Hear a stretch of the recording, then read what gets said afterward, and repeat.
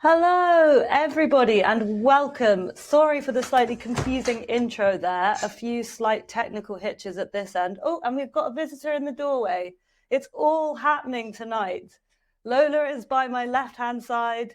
That was somebody else. I don't know who it was in the frame. Oh, and he's back and he's waving. I think we better crack on with this live before too much goes wrong. So hello, everybody, and thank you so much for joining. This is Scarlett here. No, Lola has not just jumped over from her previous live. Hello, Harley. Nice to see you. Thank you for joining from Anfield Index. Someone else is saying, Footicon, that Lola told us that she is the better baller. Well, I'm afraid, guys, I'm going to have to myth-bust that. Look, what I'll say is that if I were to compare Lola to a Premier League footballer, I would say she reminds me of Lee Cattermole. Okay, I'll leave that there. You tell me what you think. Stephen D, nice to see you here. I'm doing well, of course. It was a great night for Arsenal on Friday, so I'm sure we'll discuss that. Sleepy James, nice to see you here. Hello. And we've got Anakin Skywalker saying, come on, you Gunners. Yes, up the Arsenal, always. Guys, Arsenal top of the league. And they won at a canter on Friday night. And to add to the brilliant news this weekend, Man United lost, which I know you discussed with Lola, and so did Tottenham. So where better to start, guys? Where better to start than there? And I am going to share my screen because I think we need to talk about this. So Tottenham went down 3-0 to Brentford. Let's laugh at Tottenham. Right. Early goal from Lewis Potter, sickener for Spurs. Followed up by, I was watching when Vitaly Janelt put in the rebound after a very tame Kinski stop, and Coyote added another one while I was on a podcast. Guys, it doesn't get any better than this. Tottenham and Man United losing in the same weekend. Let's look at the lineups. You can see some of Tottenham's new names in there. Van Hecke, Senesi, Andy Robertson, who, God, I was feeling sorry for him. You've gone from playing for Liverpool to playing for Tottenham and getting pumped at the G-Tech. That has to be tough. Then the 100 million man, Sandro Tonali, where was he? I did see him dropping deep and trying to get on the ball. To little avail, really. Richarlison, he was bullied. Archie Gray was captain. I mean, look, Tottenham have road to run in terms of the substitutions they might be able to make. They are still integrating new players, and we will talk about the signings they've made later in the show. But look, there's no way around it. That is a terrible opening result. And not only were they beaten, they were thrashed. Harley says Sangare dominated. What a signing. I heard all about him. I must say I didn't watch enough of the game to see him. You guys tell me. Sleepy James said, didn't Brentford miss a penalty? Also, yes, they did. Igor Thiago hit the base of the post. Spurs and Man United, says Rayo too. Cheeks of despair, yes. I think that's what we all agree. Footicon says only better if Chelsea lose. Alexander James says, I've been bantering Spurs and United fans, but I'm scared for tomorrow. Did I go too early? Well, Alexander James, I can only assume by this comment that you are a Liverpool fan. Perhaps you did go a little early. It's going to be a tough opening assignment for you. Thankfully, Newcastle have been somewhat ransacked over the summer. So it'll be interesting to see who you're facing, but certainly the crowd will be up for it. Guys, let's go into detail on Spurs and Man United. Man United, we've not yet discussed them. They went down 2-0 at Hull. They were mauled by the Tigers, as the Hull fans say. Let's just have a little look. Oh dear. Sad. Mateus Cunha. Sad Kobe Mainu. Oh God, guys, it hits like crack. And you know what? All jokes aside, I think we all have similar allegiances in here. Hi, Bonkers LFC. thank you for joining. Olo8 says, why are you a Gooner? You know what, guys, we'll get to that for sure.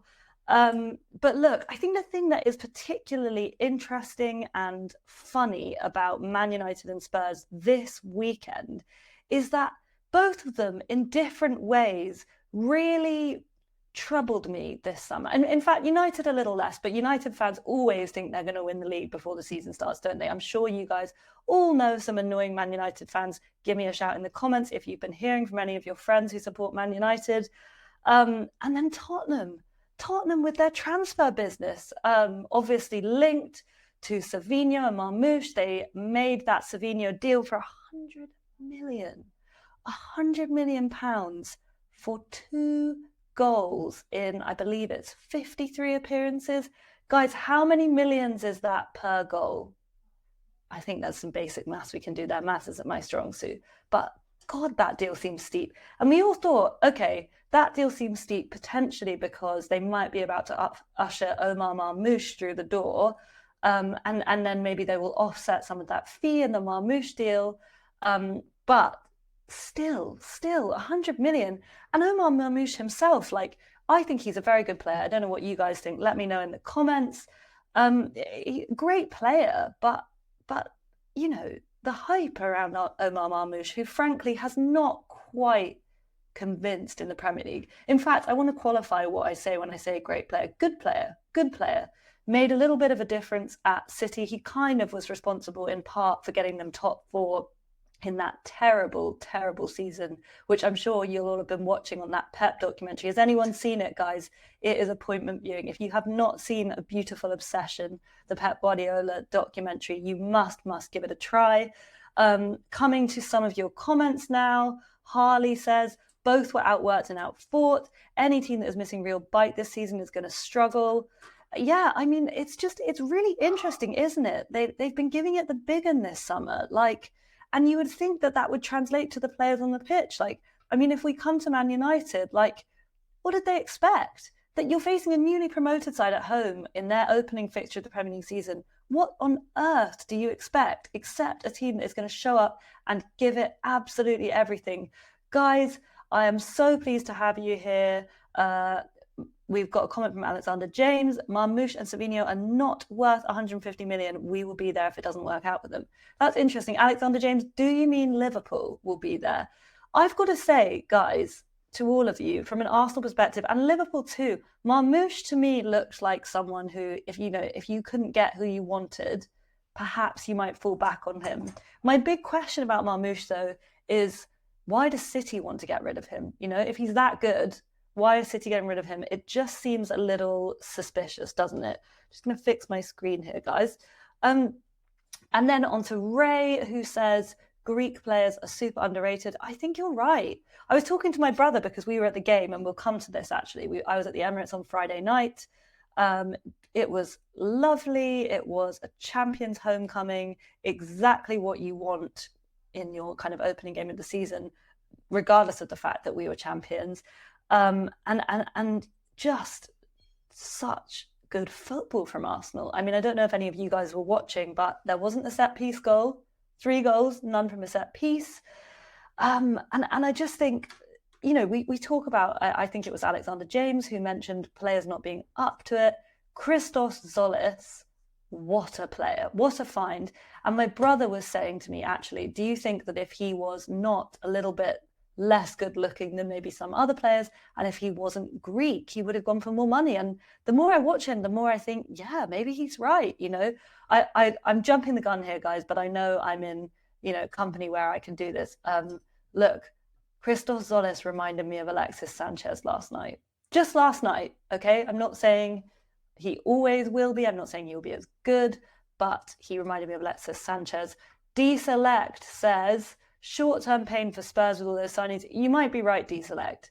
The thing is, like, there's going to be bad moments for every team in every season, but start as you mean to go on. I mean, honestly, like, to go down that badly, it's not like they lost narrowly. They were absolutely pumped at Brentford. Peter Marshall says, the Alexis Sanchez at Man United? No, Peter Marshall. I mean the Alexis Sanchez at Arsenal. There's something in his stature, the way he cuts inside. Alexander James says, that Zolis reminded him of Trossard, reminds you of Trossard. I see it, but you know what I think about Zolis? I think, I was talking to my brother about this very topic. Trossard is a fantastic player and Arsenal fans love him, and I will always be grateful to him for what he brought to the club, particularly considering we could have got Mikhailo Mudryk. Trossard was a box of tricks. I think Christoph Zolis is a little more, I don't want to say one-dimensional, but he's a little more orthodox. He cuts inside onto that right foot and he's got a stunning delivery. Zolis was very much like paint by numbers in the attack, if you catch my drift. He was very, very deliberate, very... his final delivery was just always in the right place. That's what I can say about Christoph Zolis. Leandro Trossard was slightly more unpredictable, possibly capable of doing more, doing different things to Christos Zolis. But I think when you kind of compare the two players, I feel like Trossard was more of a drifter, more of a roamer. Christos Zolis very much in that left channel, in that left inside channel. And I mean, his delivery for Saka's goal, I thought Rice had carried it too far. And I think, I was thinking, Rice should have shot. He feeds it to Zolis, who first time on his left foot, it must be said, finds a very good cross. Trossard scores big goals, says Neil Caldwell. Yeah, you're not wrong, Neil. I think Trossard proved himself to be, it's an overused word now, but a very, very clutch player for Arsenal. And I think ultimately it was that goal scoring in big moments that really, really made the difference. I mean, he scored that goal at West Ham, which was arguably the biggest goal in Arsenal's title-winning campaign.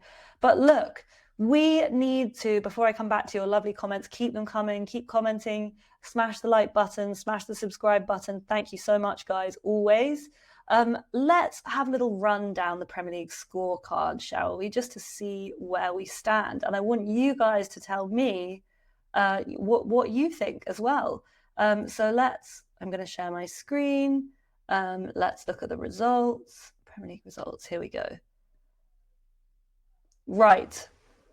As we've discussed, we've got Arsenal 3-0 Coventry. Guys, Arsenal were cruising. I know this isn't maybe what you want to hear if you're fans of other teams, but I don't think they faced a shot at their goal until at least 40 minutes in, and that was a bicycle kick on the edge of the box. They looked in the mood and they looked confident. There were so many times last season where Arsenal just looked scared. I can tell you, they were not scared last night. Ipswich Town. In fact, let's go in order. Hull City 2-0 Man United. We've already discussed it, but what a win for Hull, who I have to say, we know everybody's written them off. We've seen the memes. We've seen the predicted Premier League tables with them at the bottom. They may yet go down, but they just looked big and strong. And at the risk of being reductive, I do think that physicality is absolutely key to surviving in the Premier League. And if they've done decent recruitment, and they will cause problems to teams, sometimes if you recognize where your strengths can be physically and you go for it, that's all you need to do, Moving on to Ipswich 2-1 Sunderland. That's a great result for Ipswich. I think a lot of people have a slightly skewed perspective of Sunderland after last season. I think people really thought, that Sunderland were going to continue on their form, given how high they flew. But I think those of us who were watching carefully knew that their underlying numbers weren't amazing. And I would tip them for an outside chance of relegation this season. And given that they were beaten by Ipswich as well, Ipswich have made a lot of signings this summer. And again, it is the first game of the season. But what are we here for if not to make grand predictions about the future of the Premier League based on one match? Everton 2-0 Palace. That's an interesting one. I mean, again, I feel like we're looking at two teams in Palace and Forest, actually, who and Tottenham, people who are under the leadership of a new manager, Ipswich as well, and who, they have a point to prove. We don't know what they're going to look like. In Palace's case, the message that we get from that result is, well, they're nowhere, They've been stripped of one of their biggest assets in Oliver Glasner. It looks like Ismail Assar wants to leave. We'll talk about him going to Liverpool potentially, or Galatasaray, I believe he's been linked to. And look, you're not guaranteed a result at the Hill Dickinson. It's a hard place to go and play football.